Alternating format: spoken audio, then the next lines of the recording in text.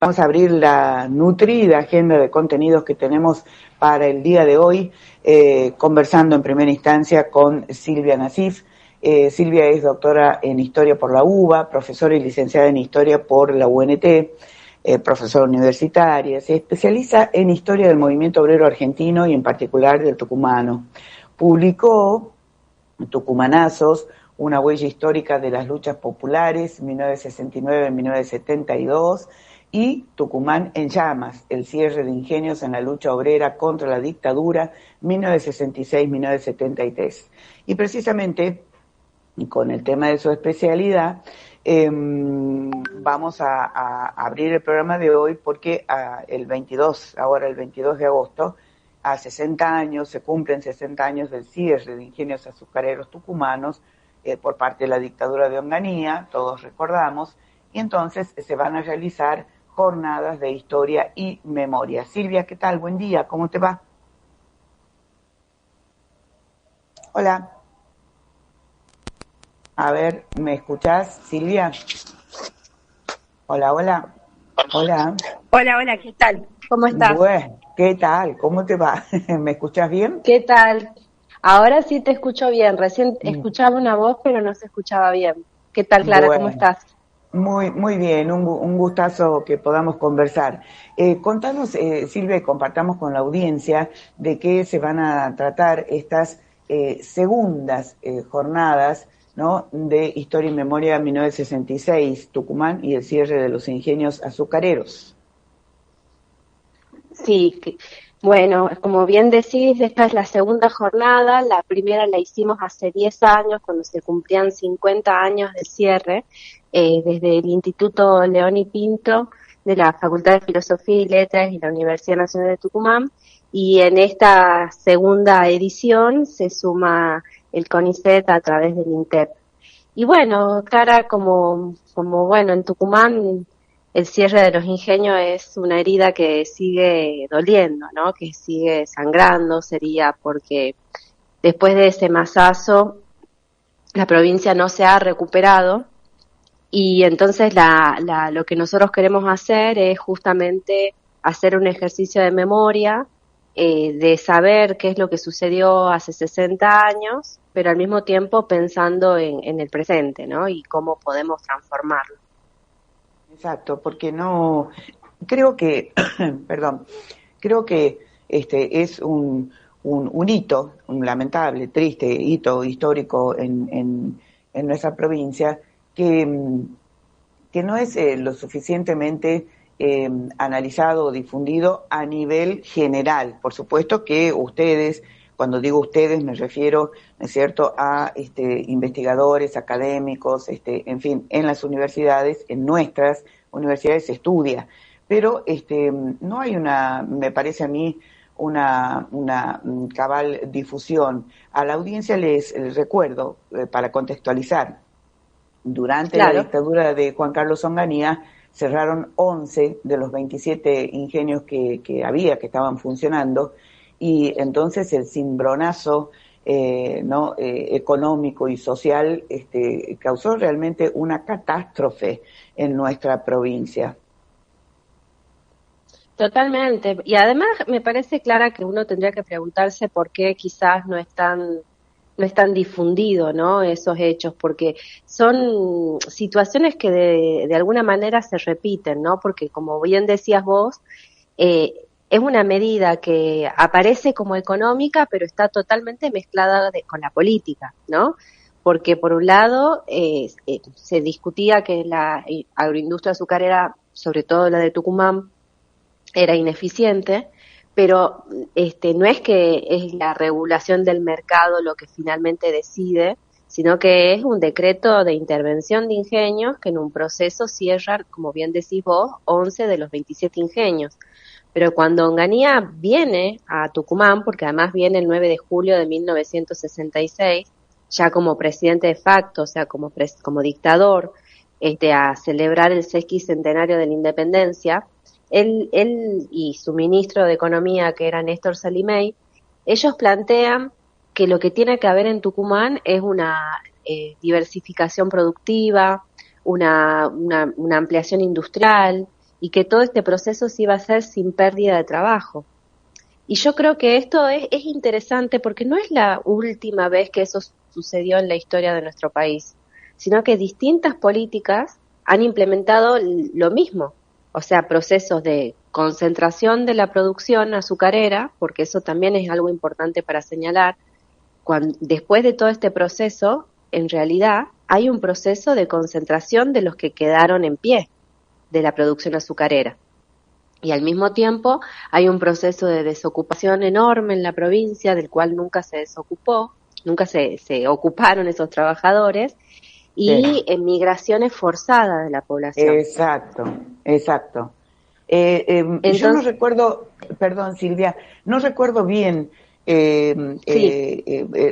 han sido, fueron cerca de 200.000 personas, trabajadores, familias que debieron migrar, o estoy equivocada. No, estás para nada equivocada. Hay toda una discusión entre los geógrafos y en relación porque hay un problema de censos y digamos, se dice entre 180.000 tucumanos o tucumanas a 250.000 personas. Pero estamos hablando o sea, hay una discusión ahí en la cantidad exacta, ¿no? Sí, pero estamos hablando más allá de si es 180 o 250.000. Estamos hablando de una verdadera sangría demográfica, como pocas veces en la historia de nuestro país ocurrió, ¿no? Estamos hablando de entre un cuarto y un tercio de la población que se tiene que ir forzosamente en esta dictadura porque no encuentra trabajo. Claro. Y no es que, y esto es importante de remarcar, no es que en los lugares en donde van estas personas se los espera con los brazos abiertos, ¿no? Claro. Entonces, el desarraigo que sufren aquellos trabajadores que muchas veces era la primera vez que salían de Tucumán, de su pueblo originario. Entonces, la verdad que es un impacto muy grande, pero yo creo, me quedo con lo que vos preguntás, que es ¿por qué no se difunde? Y bueno, es que hay una política deliberada, porque si no, no se explica por qué una y otra vez los políticos plantean estos proyectos en los que supuestamente va a haber una diversificación productiva, va a haber mejoras para la población y al final terminan siendo todo lo contrario, como lo que estamos viviendo hoy, en particular la universidad y el CONICET, ¿no? Y el pueblo en su conjunto, pero digo, justo son las instituciones en donde yo trabajo, en las que la universidad no se cumple la ley de financiamiento universitario aprobado por el Congreso de la Nación. Ya son 300 días, claras, que no se cumple con esa ley. Y están renunciando muchísimos docentes, estamos en una situación muy, las universidades están en una situación muy complicada. Límite. Exacto, límite. Y en el CONICET, bueno, hay 400 compañeros que son totalmente calificados, que estudian en distintas áreas, investigan, han hecho aportes muy importantes y que hoy no tienen trabajo. Exacto. Y eso hacemos esta digresión y volvemos a nuestro tema específico, pero digo, me toca de cerca como yo siempre sigo considerando la Facultad de Filosofía y Letras como mi casa, he egresado de allí, he sido docente allí, en fin. Mi hija es doctoranda, ¿no? del CONICET. Está terminando ya, y bueno, todos esos profesionales, como ella, todos, ¿no es cierto?, quedan en el aire con un esfuerzo, ¿no?, investigativo, un esfuerzo, si vos querés, de inversión que ha hecho toda la sociedad argentina para la formación de estos profesionales, que queda en la nada, ¿no? Y entonces, no, total. Digo, para relacionar una cosa con la otra, es casi matemático. Todas, absolutamente todas, sin excepción, las políticas neoliberales de derecha y ultraderecha siempre apuntan a lo mismo, porque volviendo al 66, recordemos, y voy a hacer ahí, si me permitís la analogía, en gran medida, más allá de los intereses de concentración, ¿no es cierto?, de creación de monopolios, como vos bien señalabas, también estaba la cuestión político-ideológica de, comillas, limpiar, ¿no es cierto?, a todos los dirigentes sindicales, obreros del surco, trabajadores, ¿no?, que en aquella época estaban altamente politizados, y de hecho, bueno, vos sabés, y nos podés recordar la lucha, la resistencia, ¿no?, de tantas comunidades. Y de hecho, no por casualidad, luego en el 76 fueron esas comunidades, ¿no es cierto?, en las colonias, las primeras en ser reprimidas. Tal cual, ¿no? Es que esa línea histórica que estás haciendo es muy interesante y bueno, y refleja justamente que el pueblo tucumano luchó en ese momento, luchó, y bueno, una de las mártires de esa lucha es Hilda Guerrero de Molina, que es asesinada el 12 de enero del 67 en una manifestación. Ella era una de las que organizaba las ollas populares y era parte de la rama femenina del peronismo. Y sí, exactamente, el pueblo tucumano se organizó, tenía una fotia combativa, la Federación Obrera Tucumana de la Industria Azucarera, que bueno, que representaba en esos momentos a 100.000 trabajadores, y de un plumazo, en un proceso de 2 años, esa cantidad se reduce a 50.000. O sea, estamos hablando de un masazo al movimiento obrero. Pero bueno, se organizaron, resistieron y bueno, y fueron protagonistas. Además de cuando es el asesinato de Hilda Guerrero, hay una pueblada en Bellavista y es la primera pueblada que se registra contra la dictadura de Onganía a nivel nacional. Y después tenemos los levantamientos populares que van ya en consonancia, en sintonía con los levantamientos a nivel nacional, ¿no? Del Cordobazo, del Rosariazo y del Correntinazo, que debilitan a esa dictadura y hieren de muerte a Onganía en la política. Y después hay un recambio con Levinson y después Lanusse. Pero es así, es esa línea histórica de un pueblo que resistió, que se levantó y que después finalmente viene la última dictadura con el prólogo terrible de Tucumán del Operativo Independencia en el año 75, en el que, bueno, se desarticulan estas organizaciones que habían resistido y que además venían desde hace mucho tiempo. Pero bueno, ahí también es interesante vincular las dictaduras, pero también los procesos, como vos bien señalás, de resistencia, porque también este pueblo se resistió a las políticas neoliberales, y bueno, y estamos en un momento, me parece, en el que, bueno, muchos y muchas están saliendo de ese estupor, de esa ilusión por ahí de cambio, de transformación, y que finalmente se convierte en más de lo mismo y peor. Y con esto que vos señalabas de tu hija,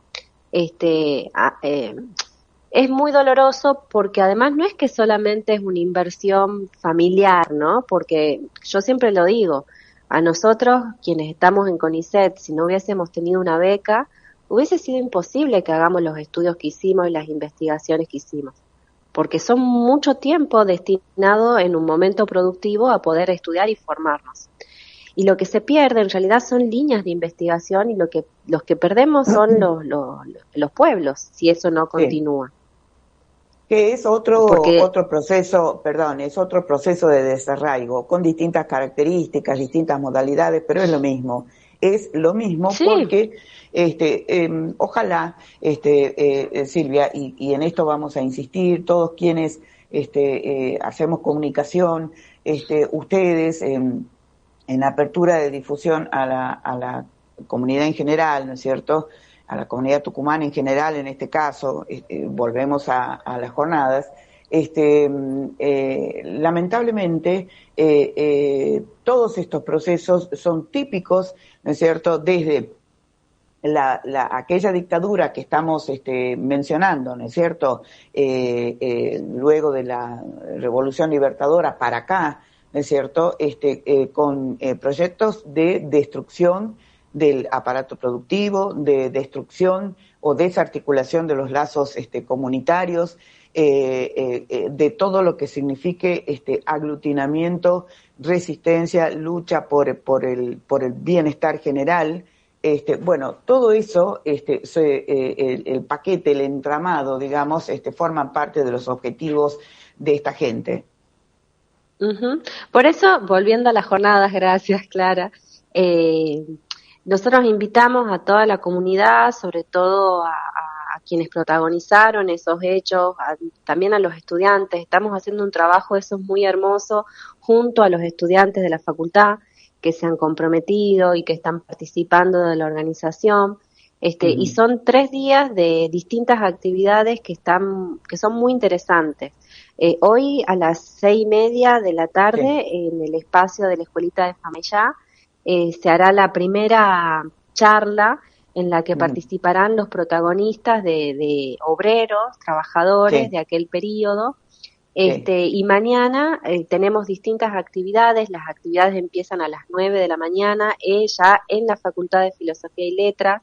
Tenemos a sí, la mañana la apertura, que va a estar muy interesante, y también ahí un homenaje que le hacemos a Hilda Guerrero de Molina y a su sí, familia, ¿no? Que es quien sufrió la pérdida no solamente de su mamá, en el caso de las niñas, que es, bueno, de las mujeres, sino también de un hermano, ¿no? Que es sí, Pichín Molina, que fue desaparecido durante la última dictadura. Y después sí, vamos a tener actividades que recuerden a los trabajadores ferroviarios, a los sí. trabajadores de la cultura, a los ingenios que se han cerrado. Bueno, hay Ujú, un abanico muy, muy grande, van a haber especialistas, van a protagonistas, filmaciones, ujú. proyecciones de documentales, desde el arte. Bueno, esto es muy interesante. Hay un artista que está haciendo un mural hermoso en la Facultad de Filosofía y Letras afuera para que se vea. O sea, estamos poniendo todos nuestros recursos, escasos recursos materiales, pero desde otro tipo muy, muy, muy grandes y muy ricos, para que esto sea algo que exceda la universidad, que es lo que nosotros siempre ponemos el acento, que la universidad no puede estar enfrascada, sino que tiene que estar al servicio bueno, del pueblo, ¿no? De las Claro, necesidades del sí, pueblo, y sí, sí, sí. nosotros No, creemos que recordar es hoy una necesidad, pero para reparar y para transformar. exactamente. Tomar conciencia porque estamos viviendo una época muy, pero muy crítica, y Ujú. sin tener claridad absoluta respecto de quiénes son, qué es lo que hacen, cuáles son los objetivos, las estrategias, las tácticas, difícilmente vamos a poder salir. Tengo que despedirme, pero por favor, es decir, la actividad que se va a hacer hoy en la escuelita de fama ya por ahí no va a poder ser obviamente de fácil acceso para concurrencia me refiero, pero mañana y pasado va a ser en la Facultad de Filosofía y Letras. ¿En qué horarios? Mira, empieza a las 9 de la mañana y va a Ah, terminar más o menos a las 8, 8:30 de la noche. O sea, de ah, corrido va a haber actividades en todo momento. claro, todo el Ahí día. todo el día, distintas actividades. La que tengo ahora, que me acuerdo, es el acto de apertura, que es a las 9, Bien, y después a las 10, 10:30 está el acto homenaje a Hilda Guerrero de Molina. Y después continúan todas las actividades que te he mencionado antes, que son un bien, montón, muchísima gente va a participar. bien, Y como digo, hago el acento y con esto termino, no solamente profesionales que estudian y que están hace mucho tiempo trabajando sobre estas temáticas, sino principalmente quienes protagonizaron esos hechos. Y la sí, última actividad, Clara, y con esto cerramos si querés, es que sí, además hay un espacio destinado para los estudiantes del nivel medio, de los estudiantes secundarios, en ajá, el que ellos van a contar cómo estudian estos procesos en las escuelas junto a sus profes. Así que eso bien. también va a ser una actividad muy hermosa. Sí, sí, siempre enriquece. Te voy a despedir, Silvia, pero quiero mencionar, no quiero olvidarme ya veré cómo acá hacemos magia con el tiempo. Vamos a ver si, aunque sea la próxima semana, podemos hacer una nota con esto, pero hay una serie documental que recupera justamente la historia de la industria azucarera de Tucumán, se llama La Industria Azucarera en Tucumán, que es un audiovisual del CONICET NOASUR, donde está el queridísimo Augusto Belomío, con la UNT, ¿no? Donde se relata el proceso que transformó justamente todo esto que hemos conversado, la historia social, económica, territorial de la provincia, ¿no? Y un insumo que ellos han generado, ¿no? Como complemento de la producción audiovisual, es el proyecto, digamos, de una plataforma que es colapsoazucarero.org.ar. No quería dejar de mencionarlo porque tiene mucho que ver, por supuesto. No, ayer fue la presentación del documental Sí, y del sitio y estuvo muy linda. sí, Así sí, que me sí, imagino. totalmente Me hermoso quedé para con verlo, ganas, participan. sí, me quedé con Sí, ganas de... participan compañeros que bueno, que están enormemente formados y que han hecho un trabajo muy lindo. Así que sí, buenísimo. Y Bueno, está eso a la mano para que los docentes puedan trabajar sobre eso. exacto. Silvia, te mando un abrazo enorme y ya sabes, por supuesto, siempre en contacto. Sí, muchísimas gracias, Clara, por siempre habilitarnos este espacio y a vos y a tu audiencia. Te mando un abrazo gigante. Igualmente, hemos estado en diálogo con Silvia Nasif a raíz de la realización de estas segundas jornadas, ¿no es cierto?, que acabamos de describir en torno al cierre de Ingenios Azucareros, hito histórico que cumple 60 años.